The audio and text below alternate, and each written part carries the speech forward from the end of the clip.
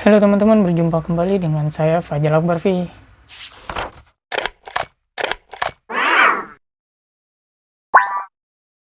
Oke teman-teman, mungkin teman-teman sudah bosan dengan berita coronavirus COVID-19 ya. Beritanya setiap hari update terkait perkembangan pasien positif PDP dan ODP di daerahnya masing-masing. Saya pun juga seperti itu. Banyaklah tips-tips untuk mencegahnya, banyak juga cara pencegahan, banyak juga ya berita-berita yang menarik dari kondisi kita saat ini. Nah, kali ini saya akan ngebahas tentang masker. Mungkin sudah banyak yang ngebahasin tentang masker juga, tetapi saya sedikit agak berbeda. Yang saya bahas adalah kenapa sih seluruh masyarakat dianjurkan untuk, bahkan diwajibkan untuk menggunakan masker. Nah, sebelumnya kita dihimbau untuk menggunakan masker kepada yang sakit saja. Tetapi untuk saat ini kita semuanya wajib menggunakan masker ya, wajib menggunakan masker, wajib social distancing dan bahkan physical distancing. Nah, kita akan ngebahas semua itu. Nah, sebelum kita lanjut, mohon bantuannya jika teman-teman ngedukung channel ini untuk terus berkembang, mohon bantuan subscribe dan pencet loncengnya agar teman-teman terus update apa yang saya upload dan semoga bermanfaat. Kalau memang tidak bermanfaat, teman-teman boleh kasih masukan kepada saya di kolom komentar. Oke teman-teman, jadi topik utama saya ngebahas ini, kita itu dianjurkan untuk menggunakan masker itu apa sih tujuannya? Ya, apa sih tujuan pemerintah kita diperkenankan untuk menggunakan masker? Nah, kenapa saya ngebahas ini? Karena sering saya temuin di banyak daerah, bahkan di lingkungan saya sendiri, itu salah mengartikan dalam penggunaan masker ini. Nah, itu yang saya sayangkan, salah mengartikan atau pemahamannya, dan juga sudah dibagikan masker secara gratis, tetapi masih belum paham maksud dan tujuan penggunaan masker. Nah, jadi saya sering menjumpain bahwa di lingkungan kita, termasuk di tempat saya sendiri, tidak tahu kalau di tempat teman-teman, tetapi sebagian besar saya yakin juga sama.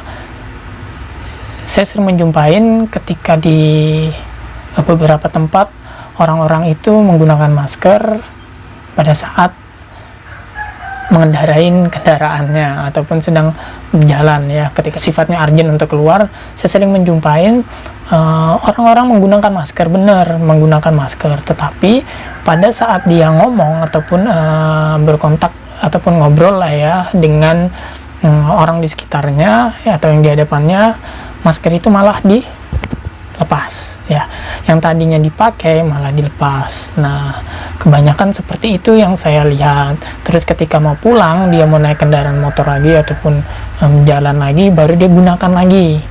Nah, jadi kalau saya nangkepnya begini, masyarakat banyak yang masih menggunakan masker, tetapi pemakaiannya seperti ibarat kegiatan sehari-hari biasa saja. Di situ itu lebih ke kebiasaan ya, karena kebiasaannya pada saat mau naik motor baru dipakai maskernya, pas sudah turun atau berhenti dia lepas maskernya. Nah, di situ yang saya sayangkan dan prihatin kepada saudara-saudara kita yang mungkin belum tahu. Jadi ini saya sedikit mengimbau bahwa apa sih tujuan pemerintah menganjurkan kita menggunakan masker ya, terutama untuk saat ini kita hanya dianjurkan menggunakan masker kain aja, itu cukup ya. Kenapa? Karena sudah bisa memberi pertahanan filtrasi itu sekitar 10% hingga 60%. Lumayan untuk membantu dalam jarak yang kita sudah dibatasin oleh social distancing maupun physical distancing. Nah, alasannya pemerintah itu kenapa kita menggunakan masker. Jadi tujuannya adalah untuk mengurangi ataupun bahkan menghindari kontak droplet dari orang satu ke orang yang lain. Nah, apa sih droplet itu? Sebagian besar juga banyak yang mungkin baru mendengar ataupun belum tahu secara spesifik apa sih droplet itu. Jadi droplet adalah percikan air liur yang dikeluarkan oleh manusia akibat dari bersin, batuk, ataupun ngobrol. Nah, bahkan ngobrol pun itu bisa mengeluarkan percikan air liur. Nah, di mana di situ adalah sumber virus yang saat ini sering terjadi ya. Nah, jaraknya ketika kita mengobrol, batuk ataupun bersin itu bisa sekitar 1 meteran lebih jarak antara tempat dia bersin dengan jarak percikan air liur tadi ya. Jadi itu yang dianjurkan pemerintah, kenapa kita menggunakan masker agar kita menghindarin kontak dengan droplet orang lain. Nah, terus pertanyaannya, kan saya sehat ya, tapi saya bukan menjudge ataupun menuduh pada siapa. Pemerintah pun juga sama. Jadi maksud dan tujuannya kita sama-sama tidak ada yang tahu virus ini siapa yang terkena dan siapa yang tidak. Karena virus ini bisa kepada siapa saja, tetapi tidak selamanya semua orang memiliki gejala, ataupun bisa saja tidak semua orang menjadi sakit. Bisa jadi dia sehat-sehat saja dan hilang dalam jangka waktu tertentu. Nah, yang kita khawatirkan ketika kita tidak tahu kondisinya siapa yang sudah menyimpan virus tersebut, terus kita tidak tahu ngobrol dengan satu sama lain, dan ternyata orang tersebut ataupun ya kita, jangan sampai ya kita yang sudah ternyata menyimpan itu. Nah, tetapi daya tahan tubuh kita lebih kuat. Nah, sedangkan di rumah kita ada siapa saja nih, misal ada yang sudah lansia, nenek kita atau kakek kita yang sudah cukup tua, ternyata dia ikut terkena kontak droplet kita. Nah, daya tahan tubuh kita kuat, ternyata beliau yang sudah rentan, akhirnya terjadilah kondisi yang tidak kita inginkan, dan terjadilah pasien yang positif misalnya seperti itu. Nah, itu yang kita tidak harapkan. Tujuannya itu kita tidak tahu siapa yang terkontak dengan virus tersebut atau sudah ada di dalam tubuhnya. Jadi kita sama-sama menghindari itu.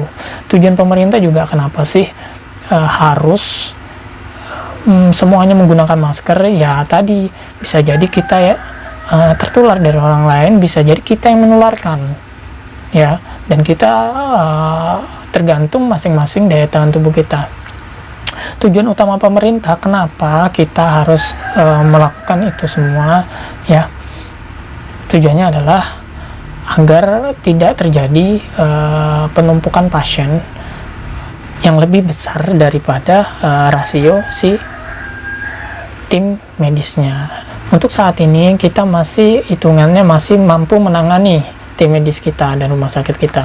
Sebetulnya sudah cukup lumayan kewalahan ya tim medis kita. Teman-teman bisa lihat sendiri berita yang ada beredar saat ini. Jadi jangan sampai rasionya si pasien ini, ya ini rasio si tim medis, ini rasio si pasien, berbanding terbalik. Si pasien itu tinggi banget dan tim medis kita hanya segini. Nah, apa yang terjadi? Yang terjadi adalah banyak korban yang tidak terurus, banyak fasilitas yang kurang. Akibatnya apa? Terjadi korban yang kita tidak inginkan, semakin besar dan semakin besar. Maka jadi kondisi itu yang kita sangat tidak inginkan, pemerintah pun juga. Jadi kita hitungannya memperlambat atau bahkan bisa menghentikan ya, dengan melakukan himbauan-himbauan yang sudah ditetapkan oleh pemerintah ya, baik dari penggunaan masker kepada seluruh masyarakat, terus social distancing maupun physical distancing. Nah, untuk droplet itu adalah percikan air liur ataupun cairan yang keluar dari akibat batuk, bersin, dan berbicara. Nah, untuk droplet, percikan air liurnya yang lebih besar, jadi jatuh langsung ke lantai ataupun ke objek-objek yang terkena oleh air liur tersebut. Nah, untuk mikro droplet, dia akan keluar dari bersin, batuk, ataupun ngobrol, dan dia tidak jatuh ke lantai ataupun objek, melainkan dia akan melayang dan tidak terlihat, itu sekitar 27 kaki. Nah, ini berdasarkan peneliti dari Institut Teknologi di AS, yaitu Lydia Boroba ya, saya lupa nama universitinya itu, kalau tidak salah Massachusetts Jadi dia menyampaikan seperti itu, droplet ini yang cukup berbahaya ya. Dan juga untuk masker, ini juga sering terlihat bahwa masker-masker banyak dijual saat ini ya.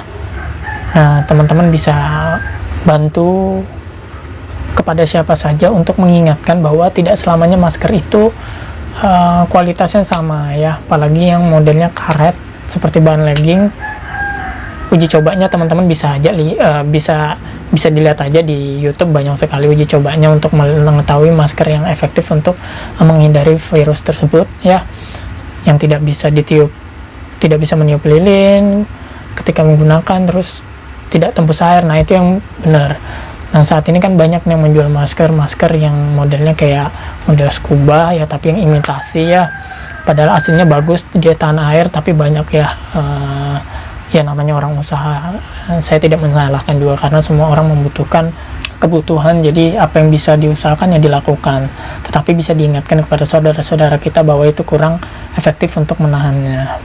Nah, untuk di Singapura sendiri, penyebaran melalui asimptomatik atau penyebaran melalui orang yang kelihatannya baik-baik saja, tidak ada gejala, itu sekitar 48%. Jadi 48% di Singapura penyebarannya itu melalui orang yang kondisinya baik-baik saja. Nah, itu hampir 50% dari seluruh kejadian ataupun seluruh kasus, bahwa penyebarannya melalui orang yang kelihatannya fit-fit saja. Nah, itu yang kita tidak harapkan di Indonesia ini. Jadi kita harus sama-sama berperan, minimal seperti saya ini, kalau memang tidak bisa keluar dengan cara turun ke jalan, saya membuat konten ini dengan tujuan maksud untuk dapat bisa disebarkan kepada saudara-saudara kita yang mungkin belum begitu tahu terkait apa itu droplet dan tujuan dari penggunaan masker. Jangan sampai salah penggunaannya.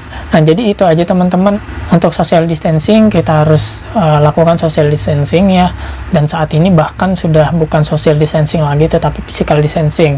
Kalau sebelumnya social distancing itu kita mengurangi ataupun membatasi jarak kita melakukan sosial, kegiatan sosial. Tetapi ini menjadi plus minus di pandangan masyarakat, bahwa sosial berarti kita tidak bisa melakukan kegiatan sosial nih, sedangkan kan banyak yang ngebutuhkan nih, banyak orang yang kelaparan, bahkan ya cukup sedih juga ada berita yang baru-baru ini, mungkin ada beberapa daerah yang tidak terekspos saudara-saudara kita yang harus mengalami kejadian yang tidak diinginkan, yaitu meninggal dalam keadaan kelaparan. Nah, jadi social distancing ini sekarang dirubah dengan kata physical distancing. Sebetulnya bukan dirubah kata, tetapi lebih ditingkatkan dengan kata physical distancing. Nah, sebelumnya social distancing harus keluar, tetapi ini physical distancing. Tujuannya apa? Tujuannya lebih memperketat lagi untuk kontak dengan orang lain.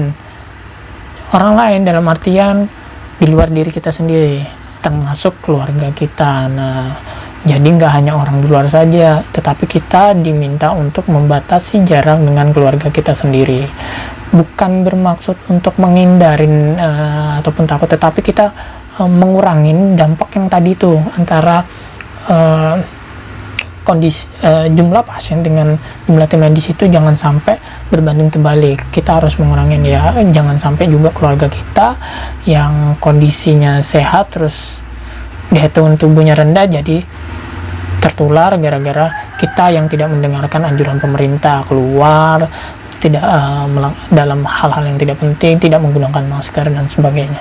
Nah, mungkin itu aja teman-teman, semoga bermanfaat infonya. Saya berharap video ini semoga bisa membantu saudara-saudara kita yang belum tahu maksud dan tujuan kenapa sih menggunakan masker ya.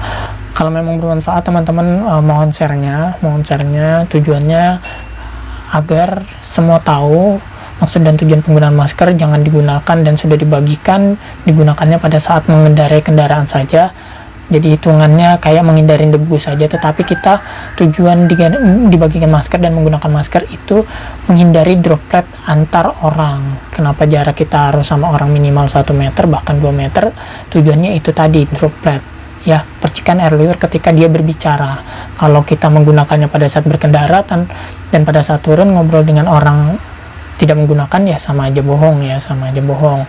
Nah, semoga teman-teman bisa mengerti dari video saya ini. Terima kasih. Semoga teman-teman juga bisa berperan dalam melawan COVID-19 ini. Selamat berpuasa, selamat menjalankan ibadah puasa. Ramadan Mubarak. Salam saya Fajar Akbar.